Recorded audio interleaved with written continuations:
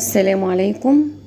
النهاردة معانا السنجاري وسمك السنجاري هنعمله مع بعض بأقوى تتبيلة، وإن شاء الله النتيجة هتبقى هايلة. ومعانا هنا سمكة المكاريل، فتحناها من الظهر ونضفناها وغسلناها كويس جدا.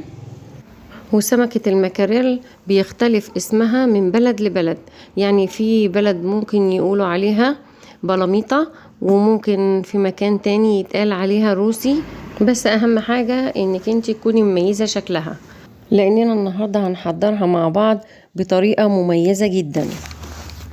ومعانا هنا معلقة كبيرة من الثوم المفروم، ومعلقة صغيرة من الكمون والكزبرة والبابريكا والكركم.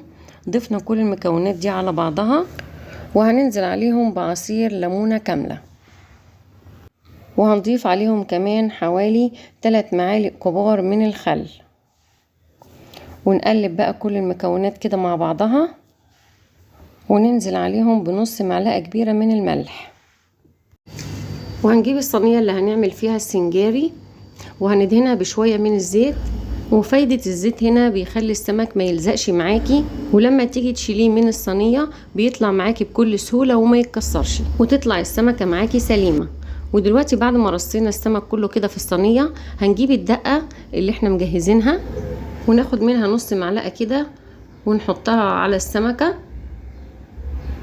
وبالفرشة، وبندهن السمكة كلها عشان تشرب من الدقة.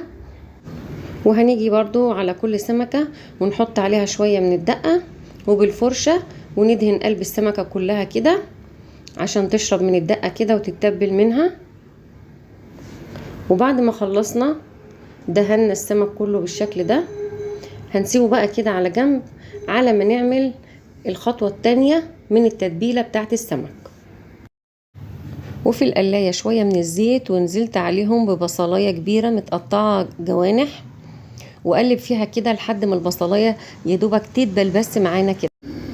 وفي الوقت ده مجهزين جزرتين مبشورين كده، نزلنا بيهم على البصل، ويدوبك هقلبهم بس كده مع البصل. ومعايا قرنين فلفل متقطعين هنزل بيهم، وبرضو هقلب بس يدوبك بخلط المكونات بس كده ببعضها، مش اكتر من كده. ومعايا 4 طماطمات كده مقطعاهم مكعبات، يدوبك بس كده هقلبهم وارفع كل الحاجات دي من على النار عشان ما تنزلش السوائل بتاعتها.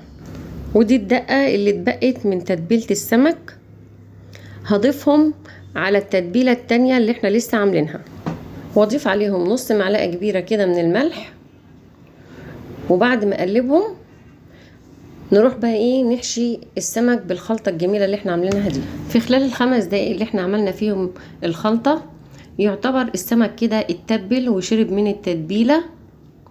الخلطة دي يا جماعة هي اللي السمك هيستوي عليها. احنا طبعا عملنا الخلطة دي يعتبر بالظبط كده حوالي 5 دقايق او 6 دقايق كده على النار، يعني البصلية بس هي اللي تعتبر خدت معانا وقت بس على ما اتدبلت معانا، لكن بقية الخضروات اللي احنا اضفناها كنت يا دوبك بضيفها واقلب بس، ما بديهاش فرصة انها تقعد وقت كبير على النار عشان ما تنزلش السوائل بتاعتها، لان السمك بتاعنا هيستوي اصلا على السوائل اللي هتنزل من الخلطة اللي احنا بنحشي بيها السمك. ولو انت هتسوي في فرن البوتاجاز بتحطيه في تاني رف من تحت، وتخلي درجة الحرارة 200، والشواية ما بتولعهاش غير بعد ما السمك بيكون استوى معاكي يا دوب ياخد وش بس. اما لو هنسوي في فرن الغاز بالشكل ده بنخلي درجة الحرارة من تحت متوسطة، ومن فوق بنهديها خالص ونسيبه لمدة نص ساعة.